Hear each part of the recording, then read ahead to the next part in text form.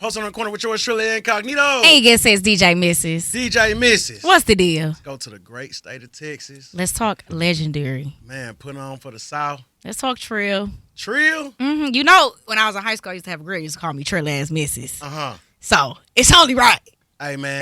Underground King Way. Uh-huh. Corey Mo. Bun B in the studio!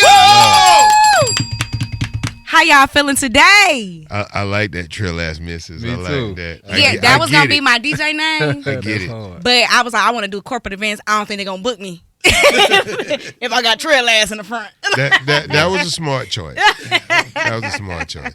I'm posted on the corner. I'm posted on the corner.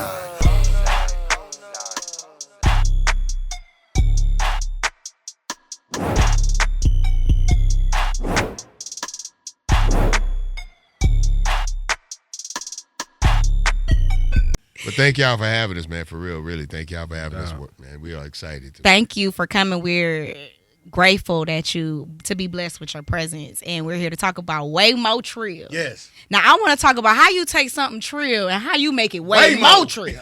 Well, first you got to take something that's Trill and make it Mo Trill. Yeah. So that was the first album. Uh-huh. Was Mo Trill, and then once you're Mo Trill, all you can do is make it way Mo Trill. Okay. We don't want to be way less Trill. Hello. Yeah. You know what I'm saying?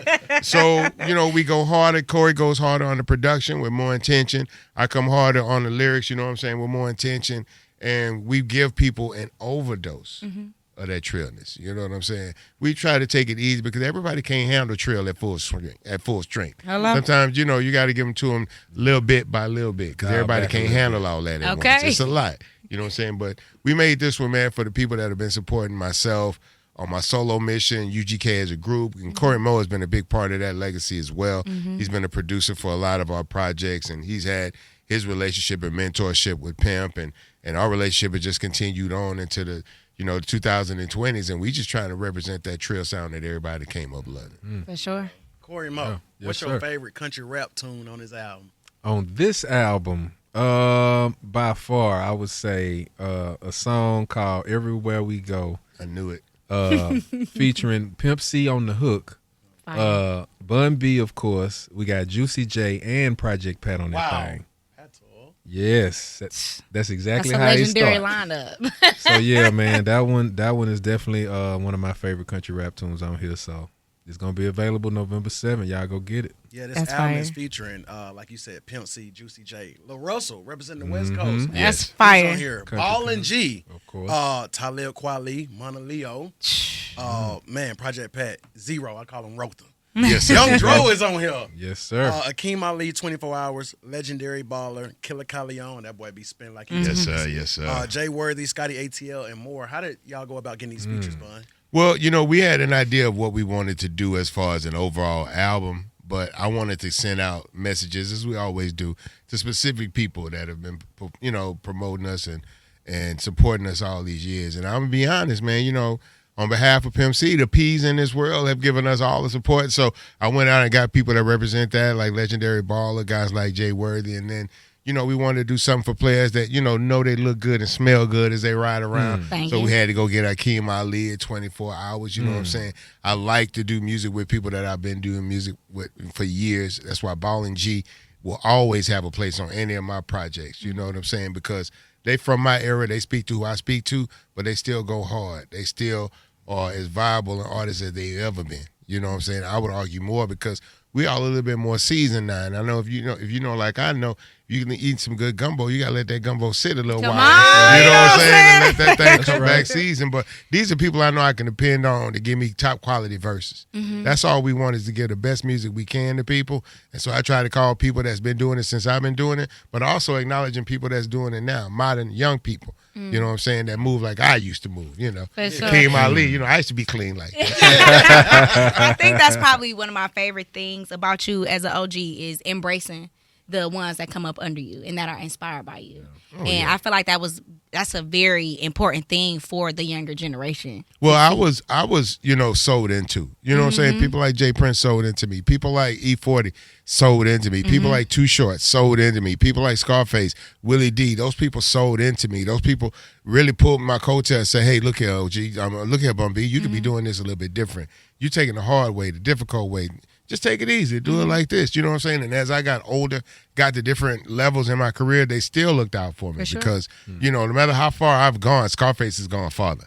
No matter how many places I've been, Too Short has been more. No matter how much I think I'm getting to the money, E40 is killing it. You know what I'm saying? So, and I can still reach out to them as I get into new phases of life. Hey, man, I'm trying to move into this place. What you think about real estate? What you think about this burger? What you think about, liquor and alcohol and wines and stuff like that? And I can go to my OGs because they are not only as smart as they were, they're doing new things and they're learning things at their age. So me at 52, I'm like, I need to be getting my hustle on because the people that were here before me are still getting to it.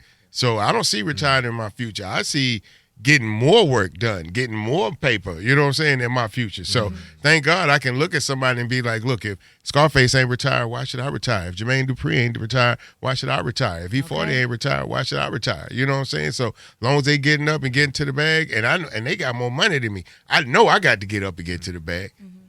Bun B and Corey Mo is here. Post on the corner with yours truly, Incognito and DJ Mrs. Waymo Trill is available November 7th. Go get that. Corey Mo, Yes, how sir. did this become from a conversation to actually getting in the studio and saying we finna do this Waymo Trill, and why is this time more important than now? Well, the first Motrill came out in 2022, and it was a little bit overshadowed with the rodeo that Bun was doing.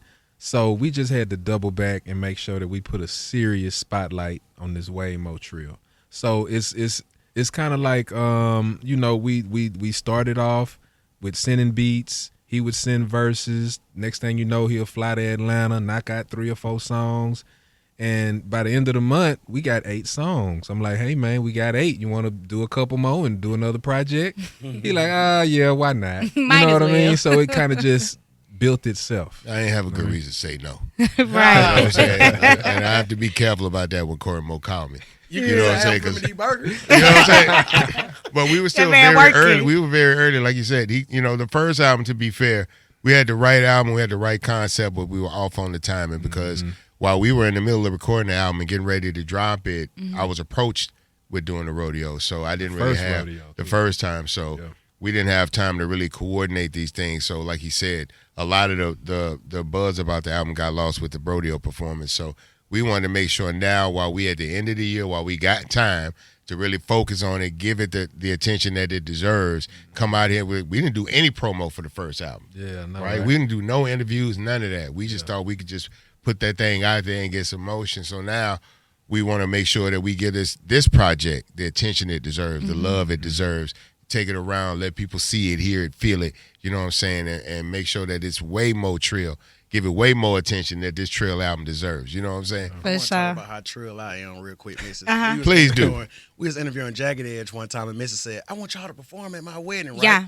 Now, due to unpopular belief, most people want the international players anthem at their wedding. For sure. At my wedding reception, What you want? make sure they play Bun B your everything. I take that. I like that. I ain't never even thought about I'm that. trying to tell you. I need that one. Bun, That's congratulations a good on song. 20 years of the debut Trill album, by the way. Thank you so much. Thank you, man. I can't believe that, this project has stood the test of time. This was a very important moment in my life where everything was upside down. Pimp was locked up. The future of UGK was uncertain. My personal, music career future was uncertain. But we put everything up against the wall. Pretty much all of it stuck. I call up some good friends, some great producers. Corey Mo, of course. People like Toomp. People like Lil Jon. You know what I'm saying? Rappers like T.I., Luda, you know what I'm saying? Ball and G, again, as always.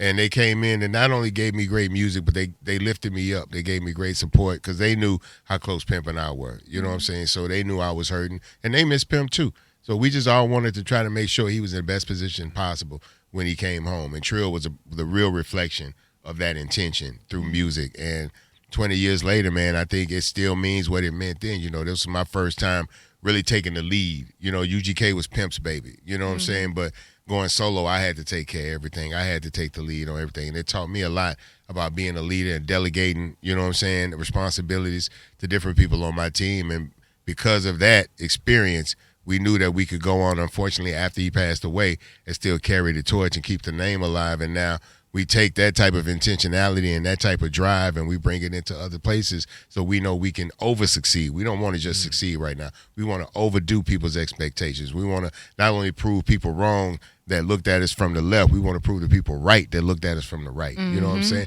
I'm not here to prove a hater wrong. I'm here to prove a lover right. I love that. So what do you guys think people often get wrong, or what do they overlook about the Southern hip-hop legacy?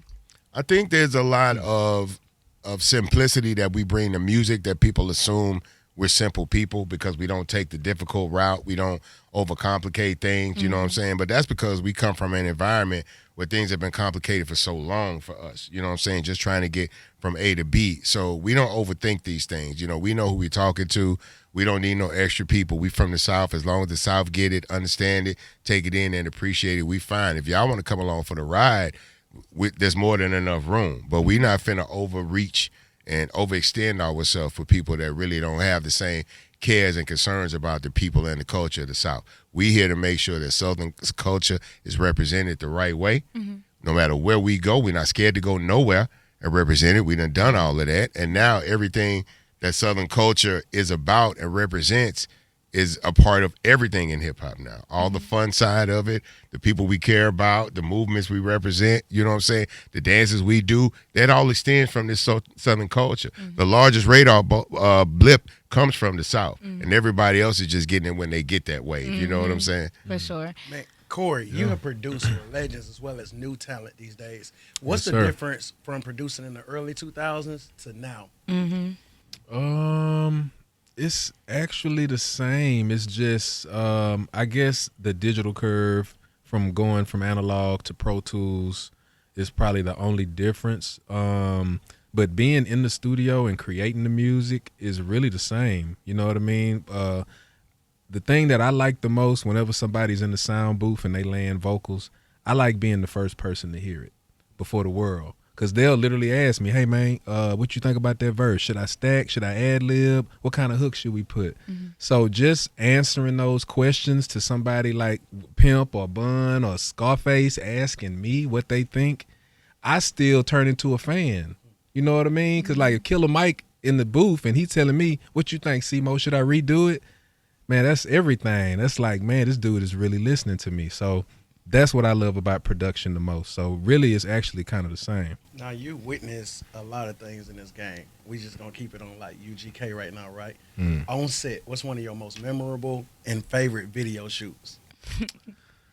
I like knocking those down. I ain't gonna lie. Pimp came up in that thing, dressed extra player, Jay Prince and Flip and them and everybody around the table and Slim, and it was just such a dope moment for them to shoot that video.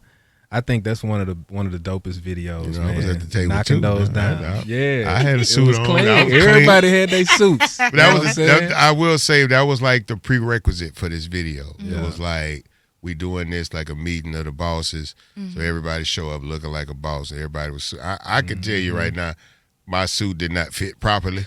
that was one part of fashion that I did not have a good hold on at the time. I look at my wedding pictures now. My shirt sleeve is way down here, and my jacket sleeve is way up here. But I was just happy to have a woman. You know what I'm saying? Right. Yeah. I was happy to have a woman. But nah, Corey's right, man. That video, I thought he was going to say Players Anthem because he was doing all the behind the scenes filming for that. But nah, man, knocking doors down. And it was hot as hell at this video. And we were all like overdressed. It was hot. Look, he was in the video too. He was there too. And he had to have a suit. We filmed in like a warehouse in the middle of the summer. It was hot as hell in there, but we were committed. You know what I'm saying? We was clean, and the video really, really showed like the unity that we had at the time, because that's really what the song was about bringing people together that were for one reason or another opposed to each other, going through it, and like, look, we all black men, we all having money, having things our way. Why we beefing with each other? You know what I'm saying? Like, this what the enemy want, is for us to beef with each other and not understand our strength. This is what this man was preaching 20 plus years ago about this stuff, and it still stands. You know, we are stronger the more we're united. Look at the Target boycott. Like, we come together and we stand together, man, we can actually make something happen. And we don't need to wait. I always tell people, don't wait till a funeral to get the family together. You know what I'm saying? That's typically what happens. Yep. We can get it done now before anybody have to go in the ground. You know what I'm saying? Get it figured out so we can literally go forward together, united. Because right now, more than ever, I think we're going to need it. What's your core memory with a video shoot, Bun? Oh, man. With Pimp, I would say Woodwill with the horses when he poured the salt on the cow. I don't know what the intention was behind that. You know what I'm saying? But that was just really Pimp being Pimp. You know, I was like, man, why did you pour? We gonna eat that thing. You know, it was, you know, Pimp. For anybody that knew him, man, Pimp was a very, you know, Pimp took what he did serious. You know what I'm saying? But he didn't take himself serious. You know what I'm saying? Like when it came to the music and how it was seen and heard, he took that very serious. But while we was making all this music, man, we had a ball. Practical joker. We just such a silly dude, you know what I'm saying? Always trying to break the tension. In case we get too serious, he would always find some way to break the tension. And that was one of them. Because Woodwill was that was a weird shoot because we had some issues with the director, you know what I'm saying? But when we went out to the ranch and then Will showed up and Faith showed up, you know what I'm saying? And we had a good time, man. It was good to have the OGs come out and support us like that, you know? That's fire. So, you know, Houston is everybody's favorite place now. It's supposed to be. It's the greatest place What on I'm earth. hearing. It's been that. It's not just now. Y'all find it out That's now. what I'm saying. But So we've been everybody lit. getting help. So how do you feel about, you know, everybody coming and getting some of that Houston culture? My first time experiencing Trill Burgers. Can you please bring that today? Well, Today. it's coming. Give me some time. I'm working my way here. I say every time if I see Bun B, I'll be like, please put it in the airport, something. But how do you feel about, you know, everybody coming to experience the real culture of Houston? I love it. I really appreciate them looking at us like that, us being a cultural destination for people. But stay the whole weekend. You know, B. King, rest in peace, said, you know, never leave Houston on a Sunday. Never leave Houston Sunday on is a the Sunday. best day of all days in Houston. Don't get me wrong. Friday is nice. Saturday is really, really good. But Sunday, because it goes from brunch all the way through. You know what I'm saying? And you can have a really good time. But, you know, just, you know, when Monday comes, do go home.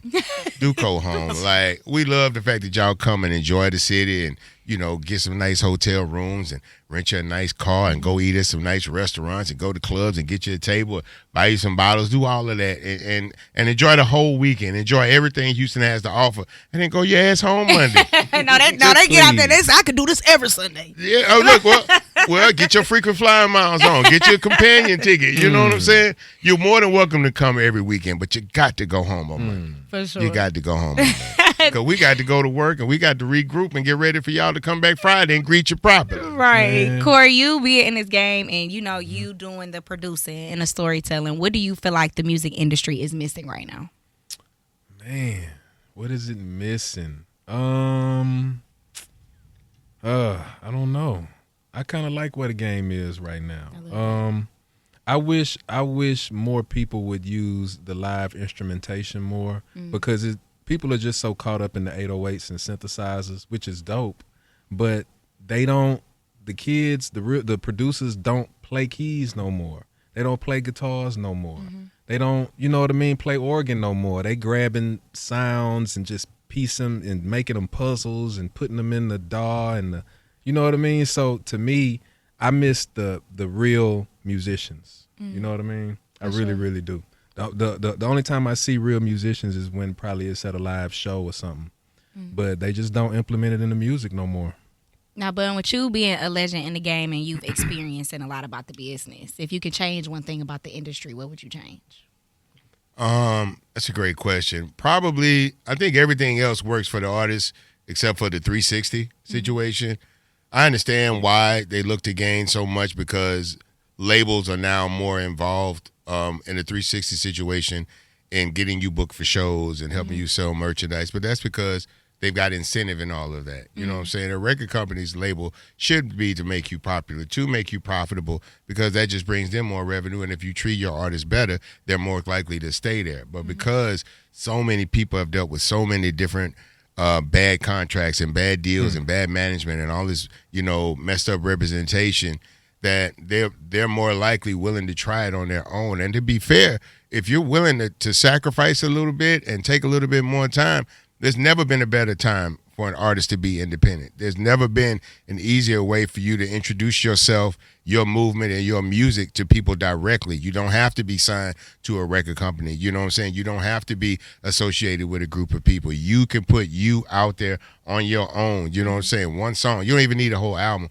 One song can go viral. Next thing you know, you got 14 different revenue streams. You're in movie trailers. You're on commercials. You're playing it in between quarters on football games. There's so many different ways that you can monetize right now if you're focused on it. You know what I'm saying? So artists nowadays really have to decide, do they want to be famous or do they want to be rich? Because initially you can't be both. Eventually there's a possibility for both, but you have to really make a decision in the beginning, one way or another, which path you want to take. Bun B is here. Corey Moore is here.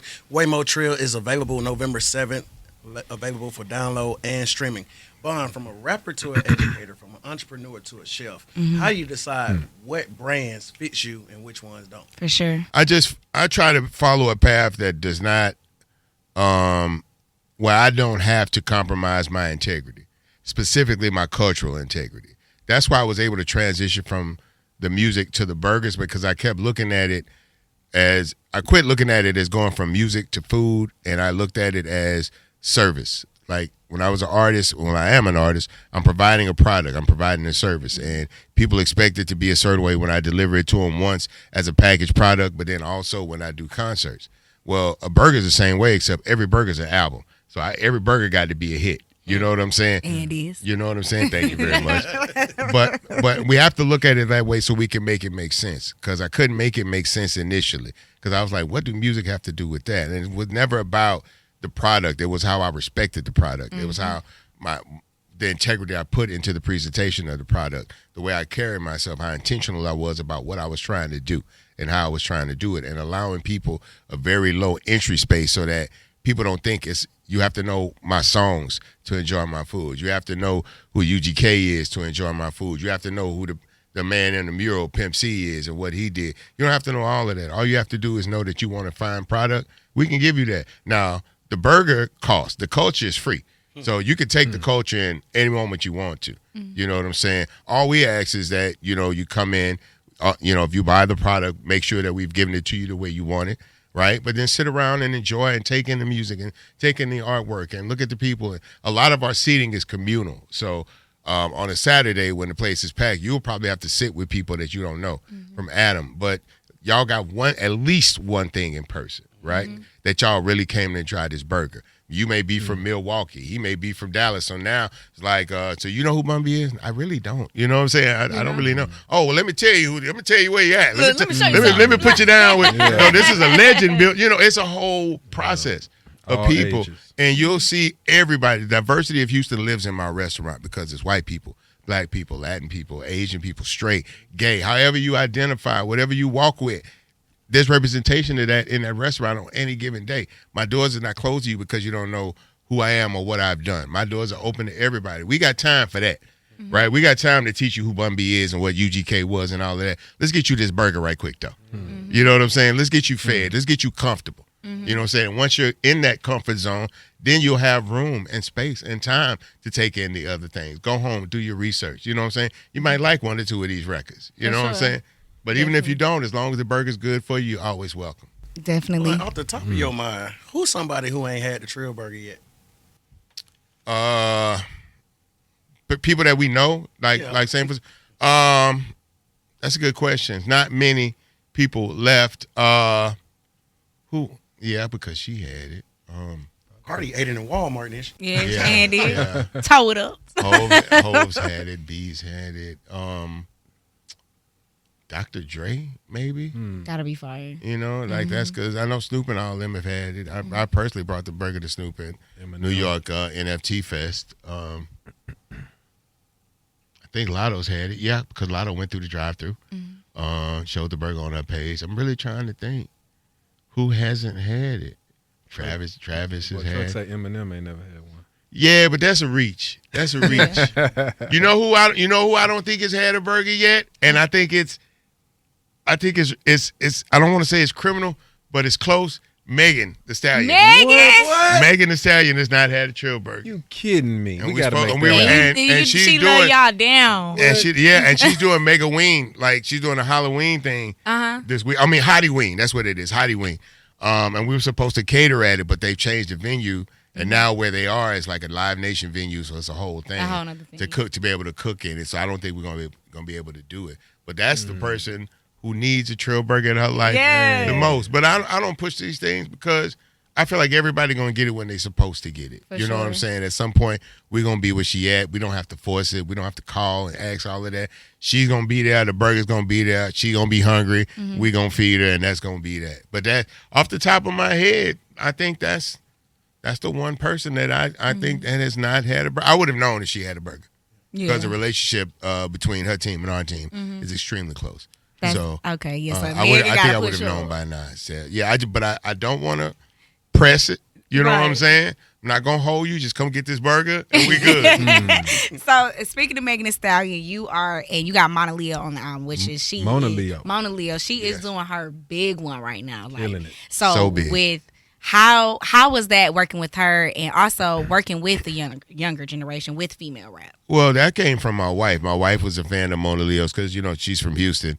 And my wife was like, because originally the song we had with Scotty ATL was just me and Scotty. But it was very short. And I was like, well, a lot of songs now are very short. You know what I'm saying? She was like, yeah, but that's too short because the song was literally barely 2 minutes. It was like barely 2 minutes, which is very short for my base. She was like, y'all need to put somebody else on there. Why don't you put Mona Leo on there? And keep in mind, this is like 6-7 months ago. This is not recent. Right. This feature was done a long time ago. You know what I'm saying? And in the time that's passed between her doing this feature to this song getting ready to come out, she's become a whole phenomenon in this game. She's got a tour going across the country. It's literally all sold out. You know what I'm saying? She did it the right way. You know what I'm saying? She's enjoying her time, but she's bringing her family along with it. You know what I'm saying? Which I obviously love because I always have had my family with me. My wife comes with me pretty much everywhere I go, and she deserves it. You know what I'm saying? She put the hard work in.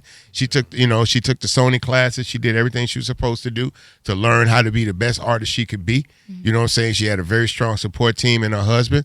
You know what I'm saying? Shout out to Stunner. And now she's become everything she was meant to become. For sure. You know what I'm saying? And we just sit back and we applaud her, and now she's bringing her fame to my project. Right. You know what I'm saying? Which we really love. And again, Corey will tell you, my wife, basically A&R this album. You know what I'm saying? Like she's the one that tells us the kind of songs we should be making, the kind of songs we don't need to be making, and the kind of songs that we need to remember we always need to make. Because I'm married now. I got, kids and grandkids, so like my wife say, you don't talk nasty like you used to.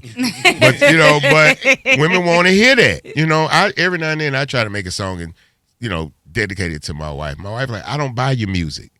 Ain't no sense in making songs for me. I don't buy your music. Make songs for women that buy your music. Tell them, talk about how fine they are and they baddies and all of that. Go get that money, boy. Like, you know what I'm saying? Because she know I ain't going nowhere. She doesn't feel threatened at all. Right. She like, if you leave me for that, that's on you. You know what I'm saying? But she's right. She's right about these things. We cannot leave this audience that's been with us for so long, whether it's been shaking their ass with us for 25 years, let's shake it for 26. Okay. Shit. Okay. You know what I'm saying? Because they're going to dance. They're going to do what they're going to do anyway. Why not do it to my music? What's wrong with that? Why not give me that money? For sure. If you got to twerk for somebody, like, twerk. Well, don't twerk for me, but twerk at me. Twerk towards me. However you want to frame it. That's fire. That's way more true. Okay. So, with you TikTok and everything like that, the younger generation is getting hip to a lot of the older records and wanting to sample, want to hear. So if y'all could send the younger generation to any of your body of work, what's the first piece you sending them to learn this history of Bun B, UGK? What are you sending them kids to? I hadn't thought about that. I would probably say Diamonds Against the Wood. Okay, yeah. Because that kind of talks about the lifestyle, the good and the bad. That was the point of the song. We talk about everything that typically gets glorified in that lifestyle, but we also talk about the practical implications that people deal with when they decide to make these choices. Because we always see the celebration and the cars and the jewelry and all of that. But when they get home and all that flashy stuff come off and they just laying in the bed looking up at the ceiling thinking about how God is going to look at them and judge them when that time comes, we don't think about that and we don't talk about that. So that was something that we learned from a lot of the early Ghetto Boys music, you know, about moments of reflection and being practical about your relationship with a higher power. And that's why I say that song, because it says everything about the nightlife, about the cars, the swishes, the candy paint, the women, the money, everything about it. But how do you justify some of those decisions you make at night when it's just you and God? You know what I'm saying? I think if I had to send somebody a record, it would be that, because that really speaks to the duplicity that a lot of young men in America deal with. You know what I'm saying? And not just black men. There's a lot of men out here trying to figure out how to be a man. Hello. You know what I'm saying? And they're not taking practical choices or practical direction from the right people. Sometimes it's the blind leading the blind. And you know, you're just lucky if one day you wake up and you can see what's really real in this world. So I think Diamonds Against the Wood is a really proper representation of what we intended our music to reflect. Now, some of it is just about ass shaking. Some of it is just about the drugs and the guns and all of that, because that was a practical way of life in the environment we lived in. But we wanted to make sure that we showed people that there was really more to not just that life, but the individuals, because we can be seen as less than human sometimes in our community. For sure. Corey, what about you? If you could send them to anything that you produced, what would be the record that you send them kids to? I ain't gonna lie. I like this record we did with LaRussell called "Better Believe It" with Killer Mike's church choir on there, the Mighty Midnight Revival, and it's a positive, uplifting song, and it just feel good every time I hear it. It feel good. It make me get out my seat, and you know, it's just one of the few songs that you actually get the chills when you hear that choir singing. Because it's inspiring, it's inspirational, it's motivational. That's why LaRussell's on the record, because I feel like LaRussell is a modern day artist reflection of just trying to leave his community better than he found it. Give people, you know, inspiration to be more, to go for it, to take a chance, you know what I'm saying? To have hope about life. You know, I think he represents that in a real way, in real time. And I felt if we were going to have a song like this, that really, you have to make something inspirational about it. You have to make something uplifting when you hear that song. You can't talk about the average thing when you hear that song, especially when the choir starts singing. So, and, you know, that choir, there's very few songs I've heard from them that doesn't have some type of anointing on it. I'm not saying it's religious or spiritual, but you feel it when they sing. And I don't want to write anything that makes you feel any less. And I don't want anyone to be a part of that record that would make you feel any less. So I felt LaRussell was the perfect person to collaborate with for that. That's the kind of song I could send to my mama and my aunties, and I ain't gotta, you know what I mean, Look what cringe. I can did. actually send it and be like, "Mama, listen to this." You know what I mean? So yeah. That's hard. Bun B is here. Corey Moore is here. Way More Trill available November 7th for download and streaming. Bun, if you had to describe your mood today using one record off of Way More Trill, what song are you going for? Everywhere we go, we represent the South. That's it. I would say that because that's what we've been doing, right? This album is very, very representative of the Southern life that we've lived. You know what I'm saying? Both, you know, collectively in Houston, when we both lived there, him in Atlanta now, me in Atlanta, my time in Port Arthur, all of that stuff has really seasoned, as I hate to go back to it, but really seasoned this gumbo the right way. You know what I'm saying? And it's got some flavor in it for everybody. And that's reflective of my career. And I go back and look, and I've had opportunity to learn so much about so many different people and to be able to speak to that in a real way, in a very truthful way. And I've been able to bring my community and everybody with me along for this journey. And this album doesn't lessen that journey. It doesn't lessen that experience. No, we can't be UGK. Obviously, we know that.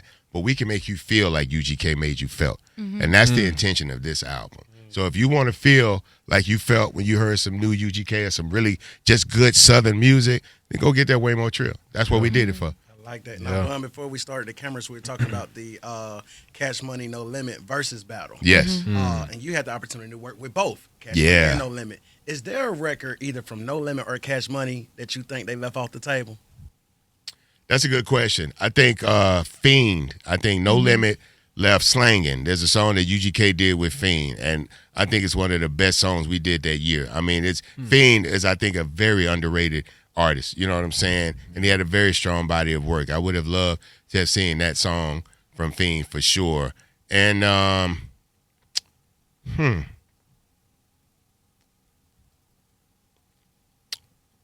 would say what you got, Birdman and the Clips. What happened to that boy? Yeah. I forgot. I think that's a good one, but I don't know where they stand because I know Wayne and Clips had some issues, so I don't know. Sometimes some of these songs hit different after time because people have been through things, you know what I'm saying? But I think that track was crazy. That was a Pharrell track for sure.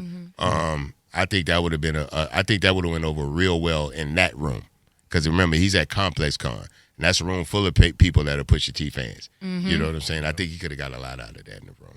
For sure. Are we gonna get a Waymo Trill tour?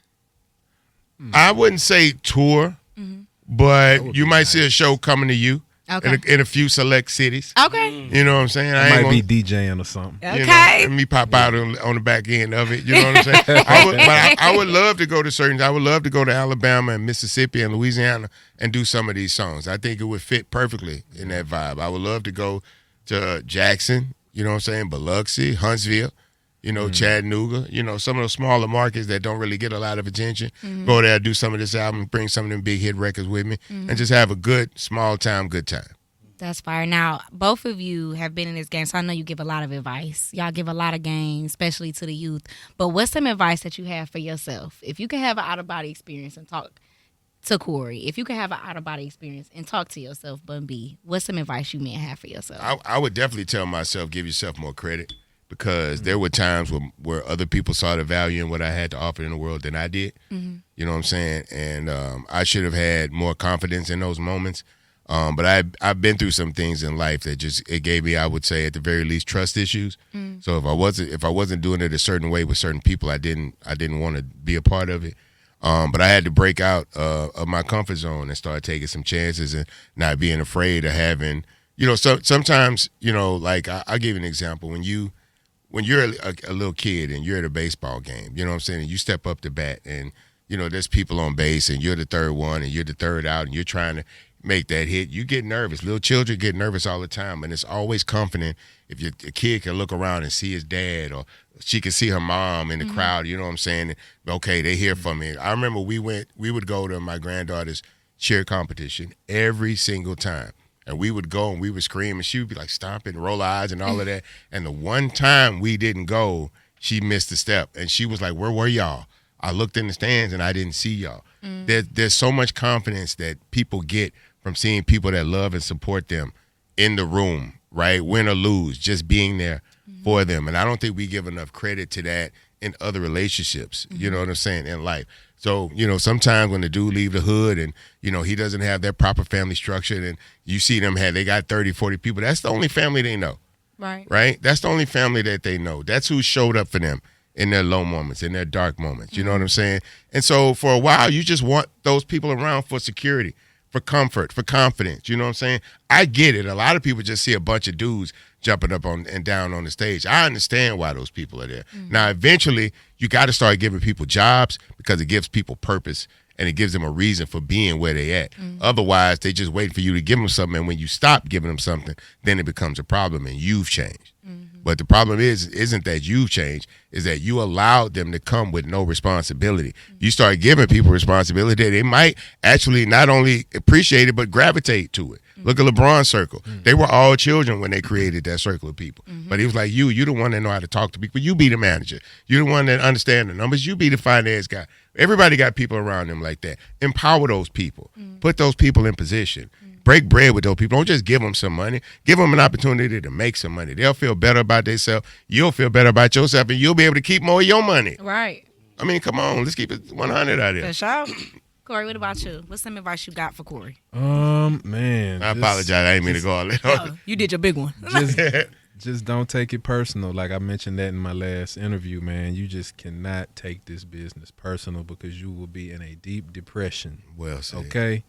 And, I mean, I ain't gonna lie. I wish early on I would have DJ'd.